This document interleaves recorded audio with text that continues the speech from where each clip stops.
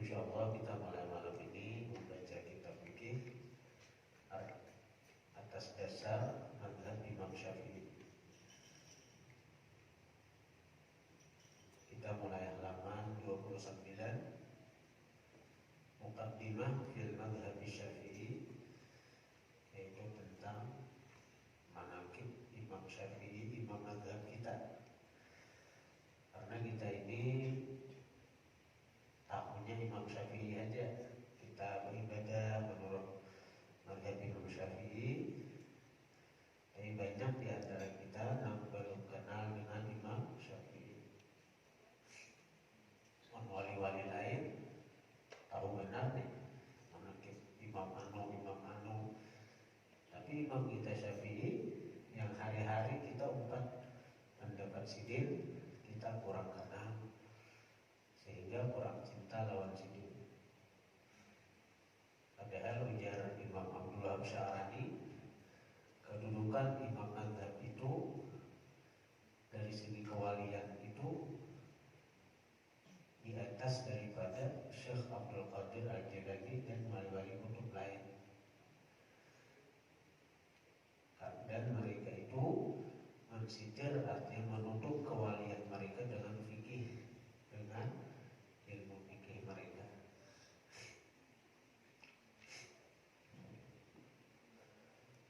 Bismillahirrahmanirrahim. Alhamdulillah wassalatu wassalamu ala Rasulillah Sayyidina Muhammad ibn Abdullah wa alihi wa sahbihi wa man tabi'ahum lillah wa la hawla wa la quwwata illa billah, ma ba'du. Qala al-musannif rahimahullah wa nafa'ana bihi wa bi ulumihi. Muqaddimatun il madhhab Syafi'i.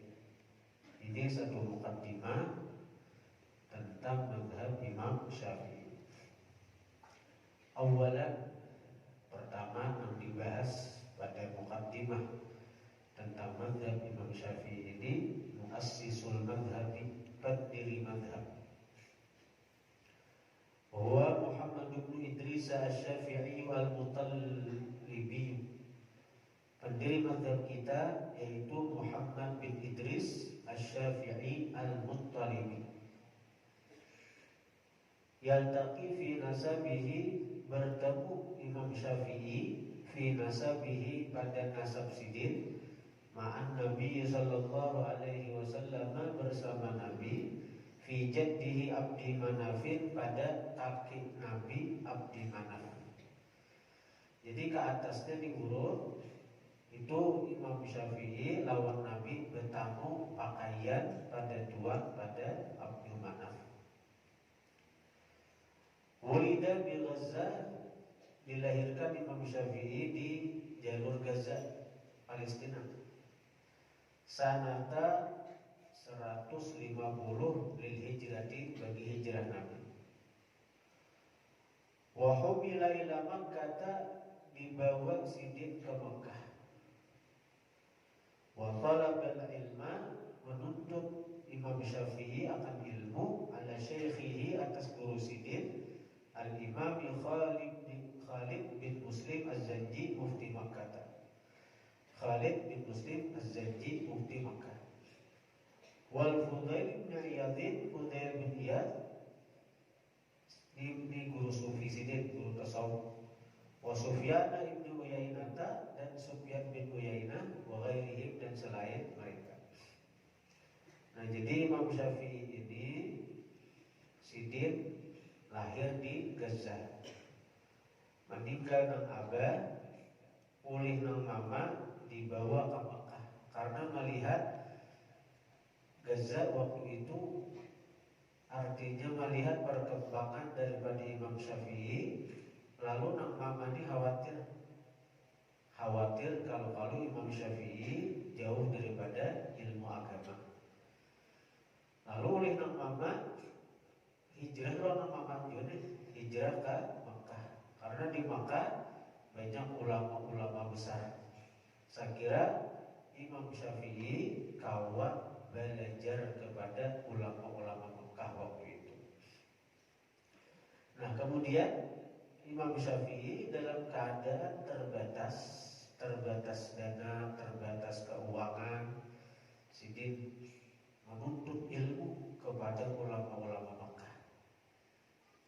dikisahkan dalam kitab As-Sanatir bahwa Imam Syafi'i itu ketika menuntut ilmu itu dalam keadaan fakir. Artinya ada duit, jangankan nukar kitab, bahkan nukar kertas saja kada kawan. Jangankan nukar kitab, nukar kertas kada kawan. Ayo bayangkan. Tapi karena hikmah yang kuat, keinginan yang kuat untuk mencapai, memperoleh ilmu, Imam kita Syafi'i Sidin mencatat apa-apa yang beliau dengar dari guru-guru Sidin itu di batu, engkau ditulis itu, di mana lagi di tulang-tulang. Ada tulang utang kawan ditulis di situ. Tulang dia, maka tulang dibisikan kawan ditulis. Sampai-sampai kumpulan tulang-tulang tulisan Imam Syafi'i itu Hibak Qimah Sidin.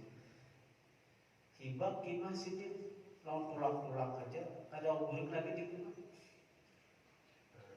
Akhirnya makanya itu harus diinisiatif untuk menghafal apa-apa yang sudah Sidin catat itu. Ditambah ada ungkapan laisal ilmu fis sutur walakinnal ilma fis sudur. Bukanlah ilmu itu pada tulisan, tetapi ilmu itu letaknya di dalam hati atau dada. Akhirnya Imam Syafi'i fokus menghafalin apa-apa yang Sidin tulis, apa-apa yang Sidin dengar dari guru-guru Sidin, dan Sidin hafal. Nah, jadi dari kisah ini dahulu kita ambil pelajaran bahwa lingkungan itu salah satu faktor pendukung untuk kesuksesan seseorang dalam menuntut ilmu. Lingkungan yang utama adalah lingkungan keluarga. Kalau seseorang punya keluarga yang mendukung ini untuk menuntut ilmu, insya Allah itu akan berhasil. Seperti Imam Syafi'i, nang mama melihat di Palestina itu kan macam-macam kerusuhan, mulai berhari itu, karena ada perebutan kekuasaan.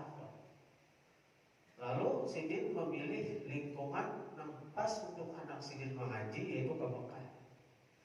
Sidin pindah, walaupun di situ ada keluarga, ada apa, hidup dalam kemiskinan, tapi dukungan dari keluarga, terutama angkuitan, itu yang memotivasi Imam kita Syafi'i dalam menuntut ilmu.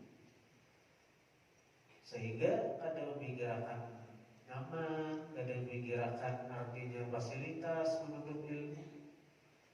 Sampai-sampai menulis di tulang-tulang hakun hajat Imam kita Syafi'i itu. Jadi lingkungan itu yang penting dulu. Nah, utama benar lingkungan keluarga tadi. Amun keluarga kan mendukung, sedikit-sedikit bila anak-anak ampih didukung ampih. Ada yang ditangani, ini anak sekolah pesantren. Nah, baik ke pesantren, ada nama-nama juga, ada kau jadi ini, ada kau jadi itu. Atau anak sekolah pesantren musim berumah disuruh kulik, ini mama, ini apa? Ini kesalahan kita. Awal sedikit dikiau, terganggu ini belajar. Berselamatan di rumah dikiau, anak.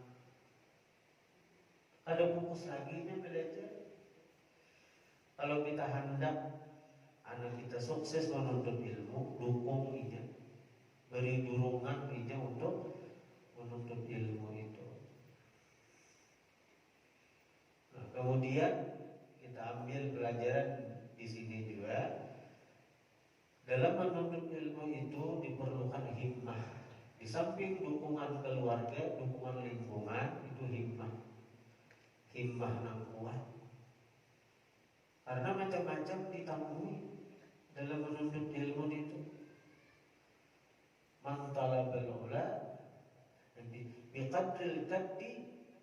iktasabul ma'ali. Dengan kadar kesusah payahan dicapailah ketinggian. Semakin tinggi yang kita tuju, semakin susah jalan menuju. Amun rendah ada lemah juga. Tapi bila tinggi makin buyuh perasaan. Jadi itu juga ilmu ini adalah sesuatu yang sangat mulia di sisi Allah. Amun kita bibiah hendak saja menuntut ilmu itu, bibiah hendak saja, ada cagaran berhasil. Artinya ada cagaran berhasil kayak pendahulu kita, itu maksudnya. Kalau artinya sekadar berkah, ada ruginya. Orang menuntut ilmu agama itu ada ruginya, ada aja berkahnya, ada aja. Tapi kalau kita hendak memperoleh, artinya bagian dari apa yang dicapai oleh ulama-ulama terdahulu kita, bila kita ada sungguh-sungguh, kita ada jagaran dapat. Nah, jadi perlu hikmah.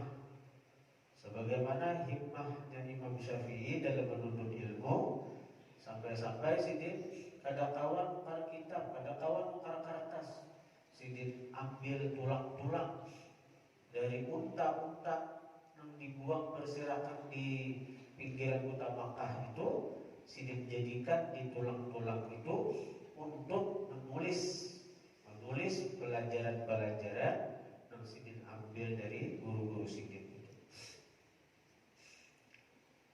Rahala ilal Madinati, kemudian berangkat Imam Syafi'i ke Madinah. Wa umruhu, dan bermula umur sidin 12 tahun. Isna asyara sanatan, 12 tahun. Berpisah di laut Mama, berpisah lawan Kuitan.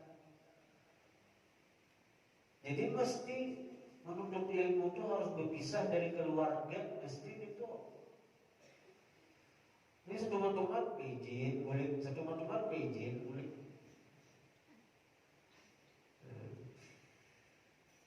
Mesti berpisah lawan keluarga.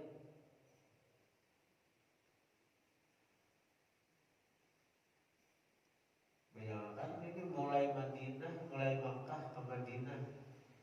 Mama di Makkah, situ pulang. Bahari Tuhan dia banyak ini banget. 15 jam dia sampai ada. Bahari naik unta. Berapa bulan perjalanan mulai Makkah ke Madinah itu. Kada cagaran bulik lagi sih, kada cagaran bertamu kita setahun 2 tahun ini. Wa hafidhal muwatta'a kullah fi tis'ati ayyamin. Wa hafidhal muwatta'a, dan sidin mahafal kitab muwatta' kullah barataan fi tis'ati ayyamin, pada 9 hari. Muwatta itu kan pada ini kitabnya, kitab hadis karangan Imam Malik. 9 hari haji menghafal sidin. Jadi Imam Syafi'i itu memang dikenal kekuatan hafalan sidin, kekuatan hafalan. Jadi orang-orang itu berbeda-beda kekuatan hafalan itu, tergantung anugerah Allah. Artinya ada orang yang diberi kekuatan hafalan sekali membaca hafal, ada yang 2-3 kali membaca hafal, ada yang 10 kali mengulang-ulang, ada sin hafalan. Kalau Imam Syafi'i sekali cakap hafal, sekali pandang hafal, karena anugerah hafalan itu. Allah memberi kepada seseorang anugerah itu berbeda-beda. Nah, karena kuatnya hafalan itu, ampun Allah, milik Allah, nah minta lawan Allah, sekira kuat hafalan, minta lawan Allah, sekira kuat hafalan. Nah, salah satu amalan, artinya beramalan itu kita minta lawan Allah. Itu arti beramalan itu. Minta lawan Allah, saya kira hafalan dikuatakan, pikiran dikuatakan, ingatan dipelihara oleh Tuhan. Jadi, apa amalannya? Membaca Ya Muhaimin, Ya Muhaimin 145 kali sesudah Isya. Ya Muhaimin, Ya Muhaimin, Ya Muhaimin, Ya Muhaimin, Ya Muhaimin. Sesudah Isya, sebelum guring. Apabila waktunya Imba Isya sebelum guring 145 kali. 145 kali. Ada orang datang ke Tuan Guru Haji Masdar bahari di Barabaijam. Orangnya hendak menghafal Quran. Jadi minta amalan memang sidin. Diberi sidin amalan itu Ya Muhaimin, Ya Muhaimin, Ya Muhaimin 145 kali habis Isya. Dia malakan orang sambil menghafal Quran, itu dibacanya 2 tahun hafal Quran. 2 tahun hafal Quran. Nah, gitu. Ada juga amalan dari Guru Haji Abdul Rahman. Beliau sanadnya itu sampai ke Kiai Hasan Mangli. Kiai Hasan Mangli. Kiai Hasan Mangli itu wali itu. Jadi Kiai Hasan Mangli itu sidin itu setiap majelis sidin itu sidin ada moga mikrofon nih. Ada moga mikrofon. Makanya hadir puluhan ribu. Anehnya setiap orang hadir ke situ bujur-bujur aja hendak mendengar pengajian sidin. Walaupun Kiai Hasan Mangli ini kada bermikrofon, puluhan ribu orang yang hadir ke majelis sidin itu semuaan mendengar ceramah sidin, mendengar pengajian sidin. Bahkan ada disebutkan bila kita dimulai rumah hendak pulang ke pengajian Kiai Hasan Mangli itu, asal bujur hendak pulang ke pengajian gak ada bersimpang-simpang kan. 2 pal lagi sampai ke pengajian Kiai Hasan itu, tadi kita sudah mendengar ceramah sidin itu. Kiai Hasan Mangli itu. Nah, jadi Kiai Hasan Mangli itu ada yang beri amalan sekira kuat hafalan dia, yaitu membaca Sanuqri'uka fala tansa. Dibaca habis sembahyang 5 waktu 7 kali. Sanuqri'uka fala tansa, Sanuqri'uka fala tansa, Sanuqri'uka fala tansa, Sanuqri'uka fala tansa, Sanuqri'uka fala tansa, Sanuqri'uka fala tansa, Sanuqri'uka fala tansa 7 kali habis sembahyang 5 waktu. Nah, ini pun penguat hafalan kita, penguat ingatan kita juga. Jadi orang-orang kayak santri-santri anak berhafal itu penting amalan-amalan kayak itu. Anak menghafal Jurmiyah, anak menghafal Mutamimah misalnya, apalagi anak menghafal Quran. Para orang tua yang sekira ada lali bagus mengamalkan amalan itu. Saya kira otak, sekira akal dipelihara oleh Allah Subhanahu wa ta'ala. Nah, Imam kita Syafi'i hafal Muwatta 9 hari. Muhayyi'an nafsahu li mulazamatil Imam Malik. Muhayyi'an menyiapkan sidin nafsahu akan diri sidin li mulazamatil Imam Malik untuk melazimi perguruan sidin Imam Malik. Jadi sebelum sidin mengaji ke Imam Malik, sidin sudah hafal Muwatta Tsumma akhadha anil Imam Malik, kemudian mengambil Imam Syafi'i langsung Muwatta itu anil Imam Malik, daripada Imam Malik, hatta shara a'lamatul labi, sehingga jadilah Imam Syafi'i a'lamatul labihi, paling alim murid-murid Imam Malik. Di antara sekian banyak murid Imam Malik, yang paling alim adalah Imam kita Syafi'i. Itu. Wa akhadha ahlul Madinati wa Makkah, wa akhadha, dan mengambil Imam Syafi'i, artinya mengambil ilmu, an ahlil Madinati, daripada penduduk Madinah, wa Makkah, dan penduduk Makkah. Artinya Imam kita Syafi'i banyak mengisi guru, dan guru sidin kan ada teman adik, artinya ikan mengaji dia kok aja dan ngaji ke lain. Padahal dekat benar sidin Imam Malik, dekat benar Imam Malik. Tetap sidin mengaji kepada ulama-ulama yang ada di Madinah waktu itu. Karena memang kita ada kuliah juga nanti ke satu guru, yang mana fanatik itu membawa kita kepada mahina guru lain.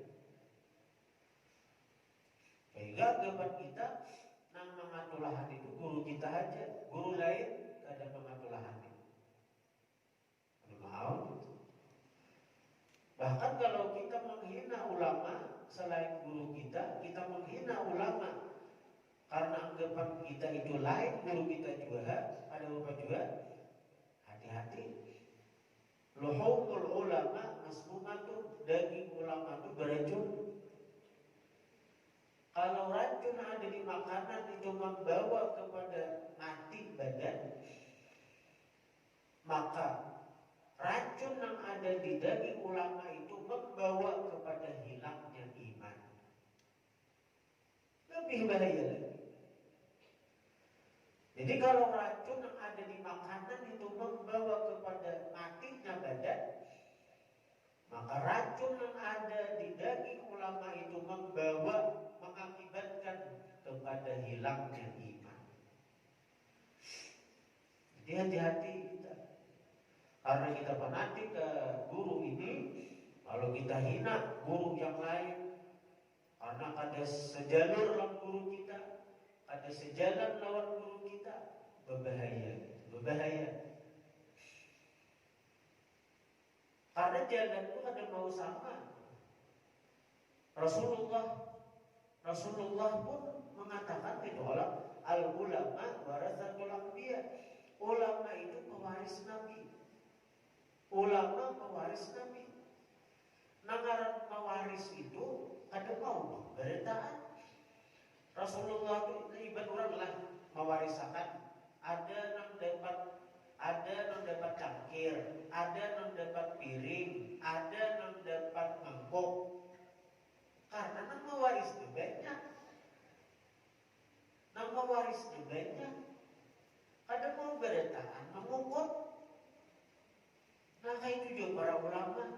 Ulama itu mewarisi ilmu Rasulullah. Ilmu Rasulullah bersumber daripada ilmunya Allah. Ilmu Allah itu ada terbatas. Sementara kita manusia ini punya keterbatasan. Ada kau mengukur ilmu Allah Ta'ala, ada kau mengukur berita ilmu Rasulullah yang bersumber ilmu Allah langsung. Wa ma utitum minal ilmi illa qalila.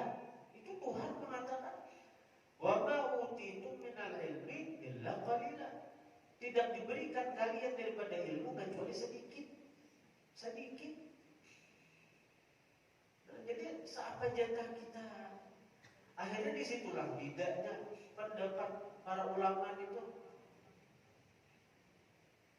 Ilmu Rasulullah itu kayak laut. Lalu dari laut itu mengalir ke anak sungai. Tapi sumbernya sama, yaitu laut. Nah, kayak kan laut Jawa mengalir ke anak sungai Kalimantan, ya ada jadi sungai Barito, ada sungai Kapuas, ada sungai Mahakam. tapi sumbernya sama, itu laut. Itulah ilmu Rasulullah. Dan kadang-kadang kalau ada, jangankan artinya guru lain yang masyrabnya lain lawan guru kita. Bahkan seorang murid pun kalau beda dengan gurunya kadang-kadang. Contohnya apa? Imam Syafi'i lawan Imam Maliki. Imam Maliki guru daripada Imam Syafi'i. Lalu Imam yang mau usi selama di Madinah, Imam Malik. Yang membiayai hidup Imam Syafi'i selama di Madinah, Imam Maliki. Karena kasih sayangan Imam Maliki lawan Imam Syafi'i. Kitab diberi, Imam Syafi'i miskin kalau teh. Jadi ketika di Madinah itu Imam Maliki menanggung semua biaya Imam Syafi'i. Ketika Imam Syafi'i alim, Imam Syafi'i keluar daripada mazhab Maliki, mendirikan mazhab seorang itu mazhab Imam Syafi'i. Katulahanlah Imam Syafi'i. Katulahanlah Imam Syafi'i. Ada katulahan. Karena ini masalahnya lain. Kalau masalah jalur ilmu, jalan ilmu, ketika seorang murid beda lawan guru, itu ada apa? Nama ngatulah hati, bila murid memusuhi lawan gurunya, menyembati, menghina, menyalahkan pendapat gurunya. Ketika beda pendapat saja ada kesalahan. Imam Malik mengatakan tagatuk beginian kada batal wudu. Imam Syafi'i mengatakan tagatuk beginian batal. Tolak kita mazhab Syafi'i kalau bila berwudu jangankan bini orang, bini seorang aja batal. Imam Maliki kata gitu, ada batal. Nah, apakah itu satu kerugian kan? Dengan beda pendapat itu artinya itu menunjukkan Islam itu ada sempurna? Ada. Perbedaan para ulama, para imam itu bahkan menjadi rahmat bagi umat. Dan itu menunjukkan betapa komplit ajaran Islam. Dengan adanya beda pendapat antara dua imam tadi, nah kita sebagai mazhab Syafi'i, kita sebagai penganut Imam Syafi'i, kayaknya akan merasakan betapa nyamannya ada beda pendapat di antara imam itu. Di mana ternyata kita harapkan kita nyulak haji atau kita harapkan artinya umrah, kita kawat pindah mazhab mau umpati Imam Malik, sehingga tagatuk bidi yang lain itu ada batal. Jangankan tagatuk, menggantung saja ada batal. Menggantung saja ada batal, apalagi tagatuk. Atau di benua kita wajib juga kita umpat mazhab Maliki. Asal wudu kita sesuai mazhab Maliki, apalah sebagian dibasuh. Akhirnya bila kita tagatuk bini, itu kita ada batal.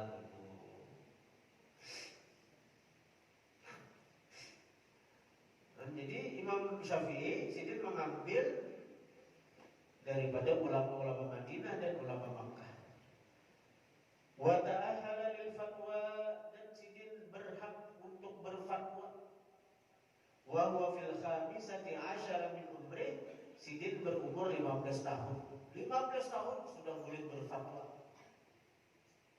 15 tahun sudah diperkenankan oleh para ulama Makkah, ulama Madinah membolehkan Imam Syafi'i untuk berfatwa, untuk berijtihad.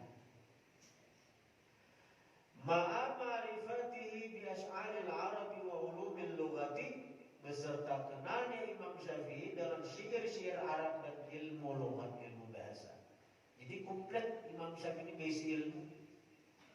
Hatta sara innal asmu'iyya rawiyat asy'aril Arab, sehingga Imam Asnu'i seorang perawi syair-syair Arab istafada minhu, mengambil faedah daripada Imam Syafi'i, wa akhadha anhu, dan sidin mengambil, wa akhadha mengambil Imam Asnu'i anhu daripada Imam Syafi'i asy'ara qabilati Bani Hudzair, syair-syair suku Bani Hudzair. Nah, itu sedikit tentang Imam Syafi'i. Kemudian masih manhaj Imam Syafi'i, Sidin belajar bukan hanya di Makkah Madinah. Selanjutnya Imam Syafi'i belajar ke negeri Yaman, sampai ke Irak, sampai ke mana-mana Sidin